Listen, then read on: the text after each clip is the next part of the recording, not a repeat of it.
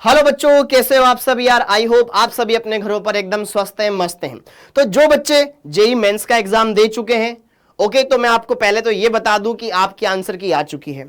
दूसरी बात, बहुत ही जल्द आपका रिजल्ट भी अनाउंस होने वाला है, ठीक है। ज्यादा से ज्यादा इस नेक्स्ट वीक में आपका रिजल्ट आ जाएगा। तो उन बच्चों को बढ़िया से सारी चीजें समझनी है और अब जेई एडवांस की तैयारी करनी है।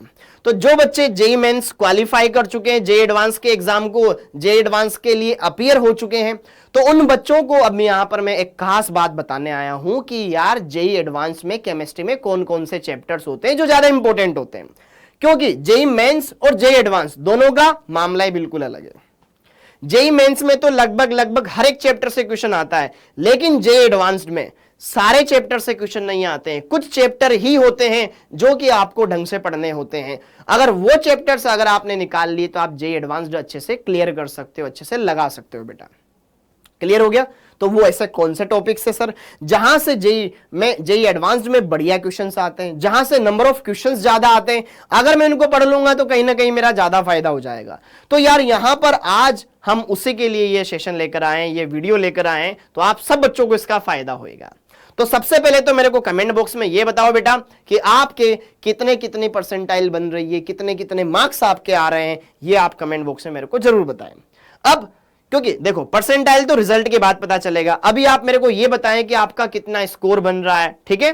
अब आगे सर ऐसे कौन से चैप्टर है, तो यार मैं थोड़ा सा सबसे पहले तो यहां पर केमिस्ट्री को 3 पार्ट्स में आपको तोड़ करके बताता हूं कि हमें पता है केमिस्ट्री के अंदर 3 सब पार्ट है, ठीक है। एक है फिजिकल केमिस्ट्री, दूसरी है हमारी इनऑर्गेनिक केमिस्ट्री, तीसरी है हमारी ऑर्गेनिक केमिस्ट्री।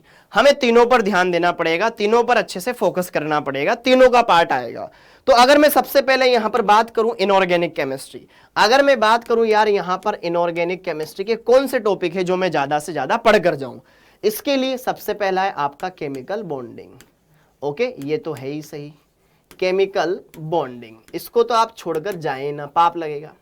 दूसरा है बेटा आपके यहां पर दूसरा चैप्टर है यहां पर आपका कोऑर्डिनेशन कंपाउंड, कोऑर्डिनेशन कंपाउंड, ये आपको देखना है। Okay, coordination compounds. अगला है आपके पास इसके अंदर सॉल्ट एनालिसिस, लवण विश्लेषण, बहुत इंपॉर्टेंट है बेटा, ये केवल एडवांस में ही काम में आता है। सॉल्ट एनालिसिस, सॉल्ट एनालिसिस, यह आपको ढंग से पढ़ना है, इसके क्वेश्चंस एडवांस में बहुत आते हैं इनऑर्गेनिक से।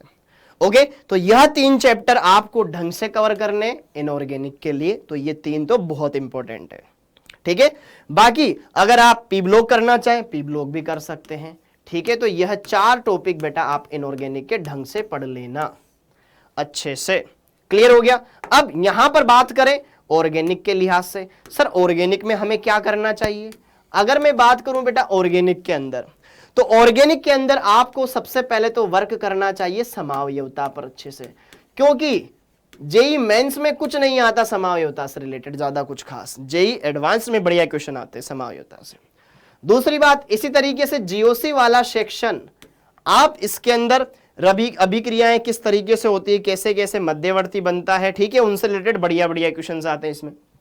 अगला, अभिक्रियाओं की क्रियाविधियां आपको अच्छे से आनी चाहिए, अभिक्रियाओं की क्रियाविधियां आपको अच्छे से आनी चाहिए। वह पार्ट बहुत पूछा जाता है बेटा, रिएक्शन मैकेनिज्म वाला पोर्शन बहुत बहुत बहुत ज्यादा पूछा जाता है। तो आप उन वाले पोर्शन को अभिक्रिया क्रियाविधि वाला पार्ट ढंग से पढ़ें, ठीक है। चाहे वो हाइड्रोकार्बन में हो, चाहे वो हेलो एल्केन वाले चैप्टर में हो, चाहे वो एल्कोहल वाले चैप्टर में हो, चाहे वो एल्डिहाइड कीटोन वाले चैप्टर में हो, ये जरूर आपको ध्यान में रखना है। अभिक्रिया क्रियाविधि वाला पोर्शन, रिएक्शन मैकेनिज्म इसको बोलते हैं, ठीक है। आपको सीक्वेंस अभिक्रियाओं की प्रैक्टिस करनी चाहिए, सीक्वेंस रिएक्शन की ए से बी बना, बी से सी बना, इनकी प्रैक्टिस करनी चाहिए क्योंकि यहां पर बहुत काम आएगी। अगला, इसमें आपको नेम रिएक्शंस अच्छे से समझ में आनी चाहिए, ठीक है। अच्छी नेम रिएक्शंस इसमें आती है बेटा, तो इनको आपको ढंग से कवर करना है। तो ये मोटा मोटा बहुत अच्छा पार्ट है। और एक इसमें आपको जो प्रैक्टिकल ऑर्गेनिक केमिस्ट्री है। प्रैक्टिकल ऑर्गेनिक केमिस्ट्री से रिलेटेड बहुत सारे छोटे छोटे कॉन्सेप्ट है जो आपसे पूछे जाते हैं।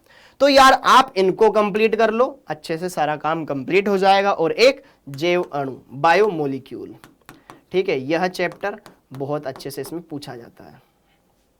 तो ये है ऑर्गेनिक केमिस्ट्री के टॉपिक। और अगर हम बात करें यहां पर फिजिकल केमिस्ट्री, अगर हम बात करें बेटा यहां पर फिजिकल केमिस्ट्री, अगर हम बात करें यहां पर फिजिकल केमिस्ट्री, तो फिजिकल केमिस्ट्री के अंदर ऐसा कौन सा चैप्टर है जो बहुत ज्यादा काम का है हमारे लिए? तो यार इसमें मैं बोलूंगा आपका इलेक्ट्रोकेमिस्ट्री। इलेक्ट्रोकेमिस्ट्री, इलेक्ट्रोकेमिस्ट्री से अच्छे अच्छे क्वेश्चंस पूछे गए हैं बेटा। दूसरा आपका इसके अंदर काम का चैप्टर है एटॉमिक स्ट्रक्चर, इससे भी क्वेश्चन आते हैं, ठीक है, अच्छे लेवल के क्वेश्चंस पूछ लिए जाते हैं, इसमें भी बना देता है वो बढ़िया बढ़िया क्वेश्चन। अगला सॉल्यूशन वाला चैप्टर, ठीक है, ओके। अगला है केमिकल काइनेटिक्स, केमिकल काइनेटिक्स। अगला है आपके इसके अंदर थर्मो, ठीक है। अगला है आपके इसके अंदर आयनिक इक्विलिब्रियम, इक्विलिब्रियम,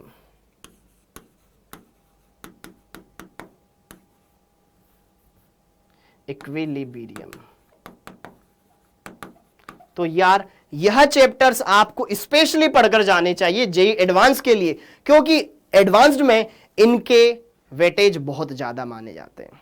यह वह चैप्टर्स है बेटा जिनके वेटेज काफी ज्यादा माने जाते हैं। और एक मोल कॉन्सेप्ट में टाइट्रेशन वाला पोर्शन भी बेटा बहुत अच्छे से पूछा जाता है, ठीक है, मोल कॉन्सेप्ट, इसका स्टोइकियोमेट्री वाला पार्ट बहुत अच्छे से पूछा जाता है।